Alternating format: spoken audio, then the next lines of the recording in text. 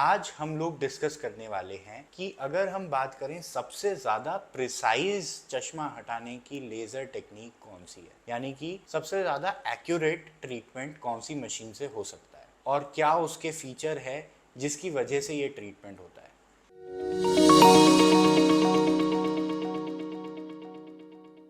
The information shared in this video is curated from available open sources and contains my personal interpretations. This should not be confused with scientific advice or a doctor's clinical advice. Hello everyone, मैं हूं doctor प्रख्यात रूप।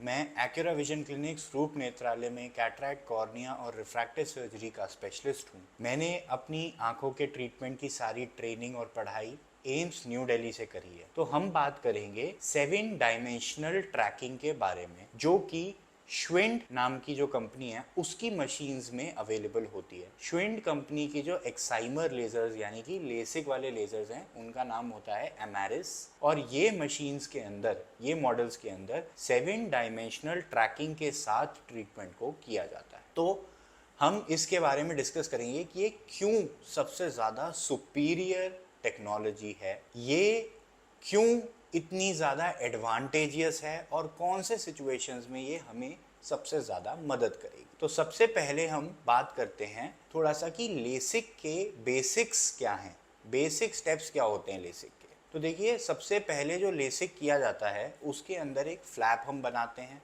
जो कि cornea यानी आँख की पुतली की ऊपर की सरफेस होती है, जिसको हम एक बुक के कवर की तरह खोल देते हैं। उसके बाद जो स्ट्रोमल बेड होता है उसमें नंबर हटता है जो कि लेज़र द्वारा हटाया जाता है। ये लेज़र एक्साइमर लेज़र होता है या कॉमन भाषा में कहें तो लेसिक लेज़र होता है।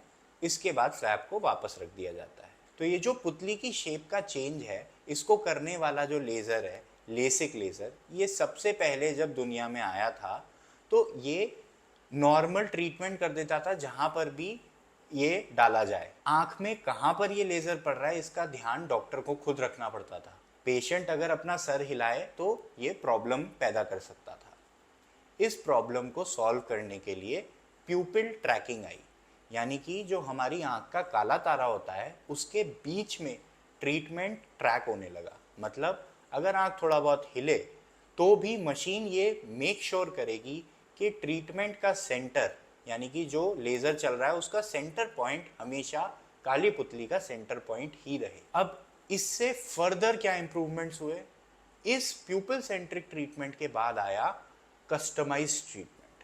कस्टमाइज्ड ट्रीटमेंट को सबसे पहले दुनिया में लाने वाली कंपनी भी श्विंड ही थी, जो कस्टमाइज्ड ट्रीटमेंट को लेकर आए रीट्रीटमेंट्स के लिए। यानी कि जब किसी की आंख की पुतली में ऑलरेडी छेड़छाड़ हो चुकी है या उनकी पुतली की शेप खराब है जैसे कि केरेटोकोनस के अंदर, तब आप कस्टमाइज्ड ट्रीटमेंट करके उस नंबर को हटा सकते हैं और पेशेंट की विजन की क्वालिटी को भी साथ में इम्प्रूव कर सकते हैं। ये 2006 में श्विंड एमेरिस ORK कैम नाम के एक सॉफ्टवेयर को लेके आई थी, जिसके साथ उन्होंने इस मशीन को लिंक करके ये ट्रीटमेंट स्टार्ट किया। उसके बाद आया सन 2015 या 2016 में कॉन्टूरा एल्कॉन कंपनी की वेवलाइट मशीन पे किया जाता था। और कॉन्टूरा के 2 बहुत ही बढ़िया एडवांटेजेस थे। पहली चीज़ तो प्यूपिल सेंट्रेशन के बजाय ये विजुअल एक्सिस पे ट्रीटमेंट को सेंटर करने लगे। विजुअल एक्सिस और प्यूपिल सेंटर थोड़ा अलग अलग होते हैं, और हमारी नज़र का जो एक्सिस है, जो नज़र का सेंटर पॉइंट है, वो एक्चुअली हमारा विजुअल एक्सिस होता है। तो सारा ट्रीटमेंट विजुअल एक्सिस पे शिफ्ट करने से प्रिसीजन बेटर हो गया। जो नेक्स्ट इम्प्रूवमेंट कॉन्टूरा में हुआ वो था कि इरेगुलरिटीज़ या हायर ऑर्डर एब्रेशंस को भी हम करेक्ट करने लग गए। अब हम चलते हैं कि ये कस्टमाइज ट्रीटमेंट होता कैसे है।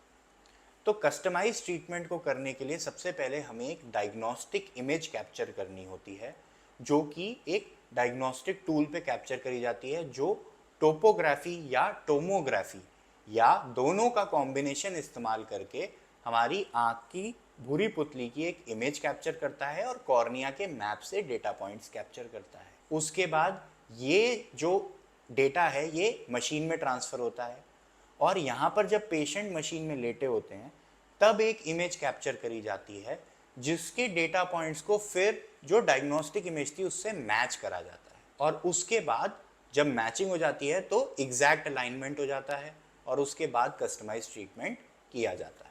अब हम बात करते हैं कि ये प्रोसेस को करने में कॉन्टूरा के अंदर क्या लिमिटेशंस रहते थे। मैंने कॉन्टूरा पे बहुत काम किया है क्योंकि एम्स न्यू दिल्ली में कॉन्टूरा जैसे ही लॉन्च हुई थी एम्स न्यू दिल्ली में आ गई थी, क्योंकि तब मशीन्स अपग्रेड हुए थे। तो मैंने कॉन्टूरा के ऊपर बहुत ज़्यादा रिसर्च करी है और बहुत काम किया है। कॉन्टूरा में हमें सबसे पहली जो प्रॉब्लम आती है वो ये है कि उसका आइरिस स्कैन को कैप्चर करने का रेट बहुत ही कम है। यानी कि जो टोपोलाइजर वेरियो है जिसमें से डायग्नोस्टिक इमेज कैप्चर होती है, वो बहुत ही कम परसेंटेज ऑफ पेशेंट्स में रिलायबली इमेज को कैप्चर कर पाता है। इमेज की क्वालिटी अच्छी नहीं होती, जिसकी वजह से हमें कॉन्टूरा ट्रीटमेंट अबैंडन करना पड़ता है। दूसरी प्रॉब्लम, ये सिर्फ 22,000 पॉइंट्स को कैप्चर करता है, जबकि आंख में और बहुत ज़्यादा डेटा पॉइंट्स होते हैं जिनको कैप्चर करा जाए तो और बेटर ट्रीटमेंट किया जा सकता है। तीसरी प्रॉब्लम, जब हम मशीन के नीचे लेटते हैं तो उस टाइम पे डायग्नोस्टिक इमेज और जो ट्रीटमेंट इमेज है उन दोनों के बीच में डिस्पैरिटी होने के कारण कई बार हम कॉन्टूरा ट्रीटमेंट नहीं कर पाते, उसे हमें बाईपास करना पड़ जाता है। और चौथी प्रॉब्लम ये है कि ये कॉन्टूरा ट्रीटमेंट करने के लिए हमें डायग्नोस्टिक इमेज कैप्चर होने के बाद डेटा को मैनुअली भी अपने पैड पे लेकर कुछ कैलकुलेशंस करनी पड़ती हैं, जिन कैलकुलेशंस के बाद ये डिसाइड होता है कि हम पेशेंट का कॉन्टूरा कर सकते हैं या हमें कॉन्टूरा बाईपास करना पड़ेगा। और ये सारा जो प्रोसेस है ये सब ज़ीरो हो जाता है, क्योंकि लगभग 40-50% पेशेंट्स में हम कॉन्टूरा कर ही नहीं पाते इन सब कारणों की वजह से। अगर हम कर भी पाते हैं तो कॉन्टूरा में केवल 2 डायमेंशनल ट्रैकिंग हो पाती है। यानी कि जब हम पेशेंट को मशीन के नीचे लेटाते हैं तो एक्स एक्सिस और वाई एक्सिस, यानी कि सर का ये मूवमेंट और ऊपर नीचे का मूवमेंट, सिर्फ ये 2 मूवमेंट्स हैं जो मशीन ट्रैक कर सकती है। अगर हम आगे पीछे जा रहे हैं, यानी कि अगर हमारी आंख सिर्फ राइट लेफ्ट ऊपर नीचे ना मूव करके टेढ़ी भी होने लग जाए, यानी कि उसमें टॉर्शनल कंपोनेंट भी आने लग जाए, तो वो मशीन डिटेक्ट नहीं कर पाती या उस पार्ट को वो कॉम्पनसेट नहीं कर पाती, उस मूवमेंट के चेंजेस को वो नहीं समझ पाती। अब ये तो बहुत ही ऑब्वियस सी बात है कि आप सब लोग समझते हैं कि हम मशीन के नीचे लेटे हैं, अगर हम यहाँ हेडरेस्ट के अंदर अपना सर डाल के लेटे हैं तो हम ऐसे ऐसे तो हिलेंगे नहीं, हमारी तो आंख पूरी घूमेगी। और जब पूरी घूमेगी तो जो थर्ड डायमेंशन यानी जेड एक्सिस की ट्रैकिंग है वो बहुत इंपॉर्टेंट हो जाती है। लास्ट पार्ट, डायनेमिक साइक्लोटॉर्शन कॉम्पनसेशन, यानी कि आपने डायग्नोस्टिक और ट्रीटमेंट इमेज को मैच कर लिया ट्रीटमेंट स्टार्ट करते time, but during the procedure भी तो ये रोटेट होगी, तो उस रोटेशन की कोई ट्रैकिंग कॉन्टूरा में नहीं होती। इन सब कारणों की वजह से कॉन्टूरा केरेटोकोनस पेशेंट्स के लिए, हाई सिलेंडर पेशेंट्स के लिए, मिक्स्ड एक्सटिग्मेटिज्म वाले पेशेंट्स के लिए, ऑड पावर्स के लिए बहुत ही ज़्यादा लिमिटेड ट्रीटमेंट कर पाता था, उसमें मार्जिन ऑफ एरर होता था। जो नॉर्मल पेशेंट्स होते थे उसमें तो किसी का भी आप कोई सी भी मशीन पे कर सकते हैं, वो इक्वली अच्छा रिजल्ट ही देगी। तो इसलिए जो एक्चुअल एडवांटेज है टोपो गाइडेड या कस्टमाइज ट्रीटमेंट की, वो विदाउट ट्रैकिंग हमें, विदाउट 7D ट्रैकिंग हमें मिल ही नहीं सकती है। तो अब हम बात करते हैं कि इस पे क्या इम्प्रूवमेंट हुआ जो ये 7D ट्रैकिंग है और कैसे ये एक पाथ ब्रेकिंग चीज़ है। तो ये जो 7 डायमेंशनल ट्रैकिंग है, इसमें क्या होता है बेसिकली कि आँख की और सर की हर मूवमेंट ट्रैक हो पाती है। तो जो पेशेंट का ट्रीटमेंट होता है वो बिल्कुल एग्जैक्ट और एक्यूरेट हो पाता है एज कंपेयर टू कॉन्टूरा। अगर हम देखें तो सबसे ज़्यादा एडवांटेजियस जो स्टेप्स हैं इस ट्रीटमेंट में वो मैं आप लोगों को बताना चाहूँगा। तो एडवांसमेंट के तौर पे अगर हम देखें, कॉन्टूरा के अंदर जो आइरिस स्कैन का कैप्चर होता है वो बेसिकली एक टोपोलाइजर यानी टोपोग्राफी मशीन पे किया जाता है। श्विंड अमेरिस के अंदर ये कैप्चर जो है ये टोपोग्राफी प्लस टोमोग्राफी द्वारा किया जाता है। टोपोग्राफी और टोमोग्राफी टेक्निकल टर्म्स हो गए, अलग अलग हो गए, पर टोमोग्राफी जो है वो बेसिकली एक क्रॉस सेक्शन है, जबकि टोपोग्राफी बस एक रिफ्लेक्शन इमेज होती है।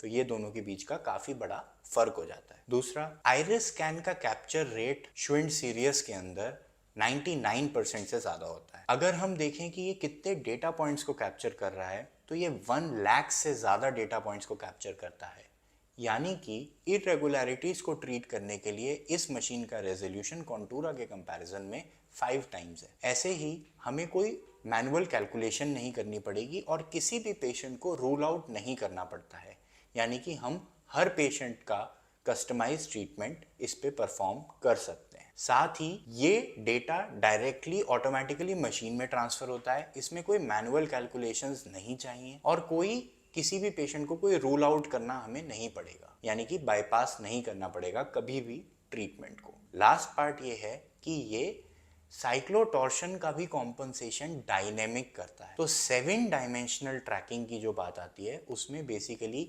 एक्स और वाई एक्सिस तो 2 एक्सिस हो गए, बट जब हम 3D में थर्ड एक्सिस यानी जेड एक्सिस का भी अलाइनमेंट या पोजीशन को कैप्चर कर पाते हैं और उसके अकॉर्डिंग हम लेज़र की ट्रीटमेंट प्रोफाइल को मूव कर पाते हैं, तो हमारे पास हर डायमेंशन यानी हर कॉम्बिनेशन ऑफ आई मूवमेंट्स को ट्रैक करने की पॉसिबिलिटी खुल जाती है। इसमें 3 डायमेंशंस आई बॉल के मूवमेंट के और 3 डायमेंशंस हेड के मूवमेंट के इंक्लूड किए जाते हैं और साथ में 7th dimension is the time dimension, यानी कि ये मशीन एक आर्टिफिशियल इंटेलिजेंस सॉफ्टवेयर को इस्तेमाल करके आई के मोशन का एनालिसिस करती है और ये प्रिडिक्ट कर लेती है 100% एक्यूरेसी के साथ कि नेक्स्ट मूवमेंट कहाँ पे होने वाली है।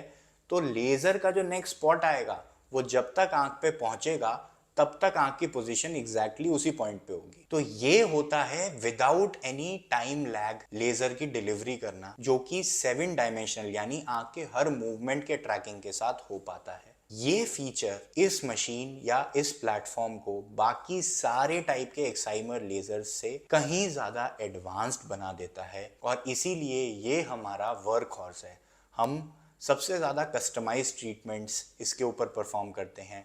बहुत ही ज़्यादा इर्रेगुलर कॉर्नियास को रेगुलर बनाने का काम हम आराम से इस मशीन पे कर पाते हैं, जो कि अब से पहले तक पॉसिबल नहीं था। मैं आशा करता हूँ कि आप लोग मेरे पुराने वीडियोस को भी देखेंगे जाके, क्योंकि ये जो हमने 7D ट्रैकिंग की बात करी है इसके बारे में जो हम डिस्कस कर रहे हैं उसको हम अगर पुराने वीडियोस को देख के साथ में समझें तो हमें एक्चुअली में समझ में आएगा कि 7D ट्रैकिंग का क्या एडवांटेज है, कौन से प्रोसीजर्स में ये यूज़ किया जाता है। आई होप कि आप सब लोगों को मेरा कंटेंट पसंद आए और हम ऐसा ही साइंटिफिक कंटेंट बनाते रहेंगे ताकि हमारे पेशेंट्स और जो लोग चश्मा हटवाना चाहते हैं वो और ज़्यादा अवेयर बने ऑथेंटिक इन्फॉर्मेशन के साथ।